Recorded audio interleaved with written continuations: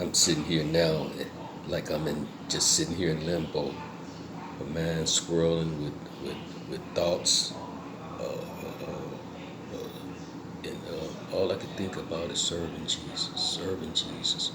What can I do? How can I walk in his footsteps? How can I live in his light? What is it that I need to do? This is stirring within me, a fire burning, a yearning to do things, to help, to bring unity. I look back, it's just like I want to shout, I want to scream to the people, to come together, to unite. We look at the holiday season, and everywhere you look, on Facebook and churches and schoolhouses, everywhere people are giving away turkeys, giving away turkeys, giving away turkeys. That's all well and fine. It's all well and fine. But I want to do more than that. We got 365 days in a year. We can't wait till the holiday season to help those in need, to help those that are hungry, to help those that depressed. There's so much mentally challenged. These people go through so many issues, suicidal. The people that got in their mind, they just giving up and giving out. Those murderers, those thieves, those abusers, those people that's getting out there snatching up these women, snatching up these children, trafficking these ladies. It's so much going on in the world. We need to destroy sin. We need a movement to destroy sin. It seems like when you get involved in things and you get things started and you look around, and where's the meetings? Where are the people? Everybody wants to be seen. It's the old saying, a whole lot. Everybody wants to be the chiefs, but there's no Indians. Where are the Indians? Do what you say. Show action, and not just your words. Eloquent, beautiful words are all well and fine, but at the end of the day, what do you do? What can I do to bring the spirit to people that like to party, like to drink, like to dance? This is what their weekend agenda. How can I not stop them? It's okay to do those things, but how can I get them to infiltrate prayer and the love of Christ and church into their itinerary as well? How can I? This is my whole thing on Facebook, to try to infiltrate and combine those two, as they say, level it off.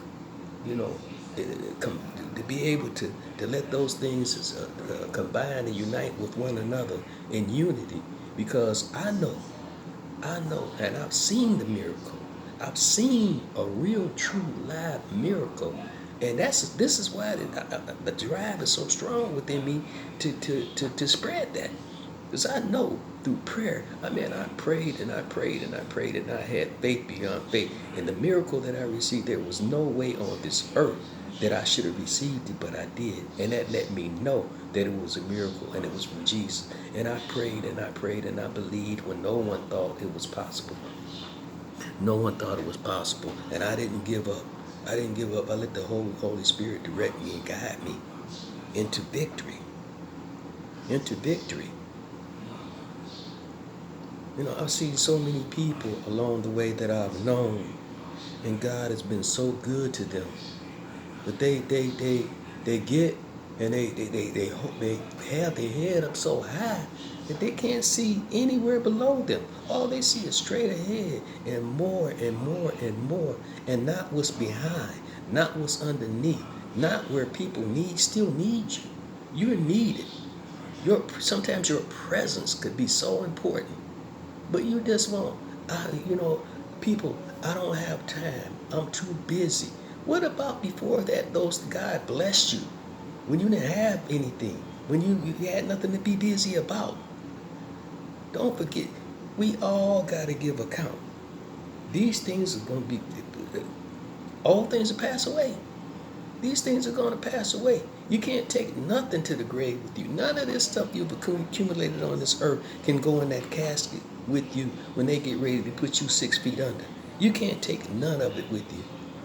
If we have a heart attack, if we have a stroke and get down and out, that's it. And it don't have no age limit on when those things happen. You got to be good. You got to be truthful. You got to be loving. You got to be giving. Because you never know when your time comes, when it's you. And when you get handicapped, you never know when you're clothing in your right mind right now, but it can easily, you can lose your mind in an instant.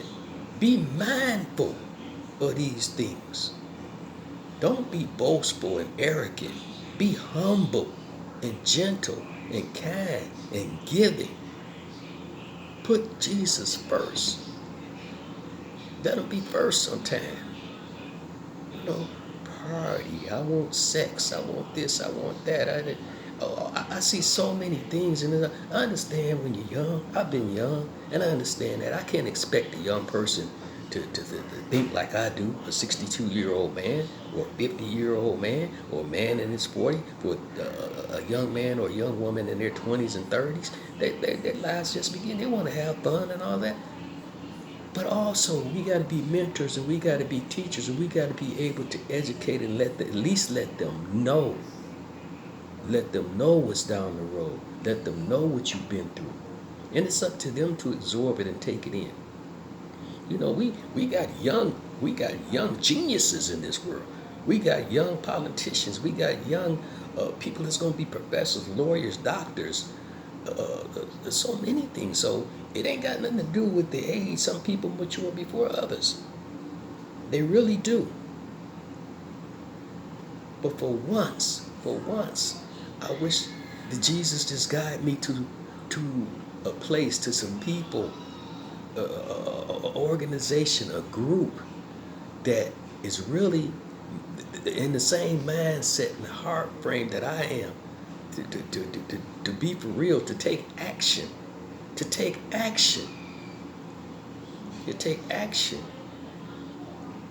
You know, we can do things once a year, twice a year, every 3 years, whatever. Those things, it's urgent. The world is going into destruction. They talk about global warming. They talk about the way this weather and stuff is changing, the hatred and the killing, the murder, the mass shootings, all these things going on. The president that we up under now. Look at what's happening right before our eyes. That's showing us right now. Somebody got to step up. Some people got to step up. And if we have a leader or somebody that's going to come out the midst and step up, he's got to have some people behind him. And I don't mean a few. It's got to be a mass movement to take back city by city, state by state. We got to protect our women. We got to protect our children. It's dangerous. And we got to give them more besides just sports. We got to give them more besides sports. They play sports and no education. So many that's talented in sports, but no education. And we reward them. We train them. We build them. But we don't mold them into moving into society if they don't beyond sports. Everybody ain't going to play that when they get older. Everybody's not going to make it to the NFL, to the major leagues, or NBA. Europeans over across seas playing sports. Everybody's not going to do that. So what do they do after they don't have that? If they're not taught anything else, but they don't have an education. You see so many people in sports and when they do interview and get ready to talk, you wonder what in the heck? Do they even know how to talk? Do they know how to read? Yeah, man, what's up with that? I shout out to my boy, my hometown. Yeah. I mean, that's okay. But we look at what we've been taught. I mean, when I was going to school, back when racism was still alive and well, we were taught how to speak in front of people. We were taught how to act. We were taught how to sing, how to read and write. Even though they didn't want us to learn those things, I mean, they did it better then than they do now. Well, we're free.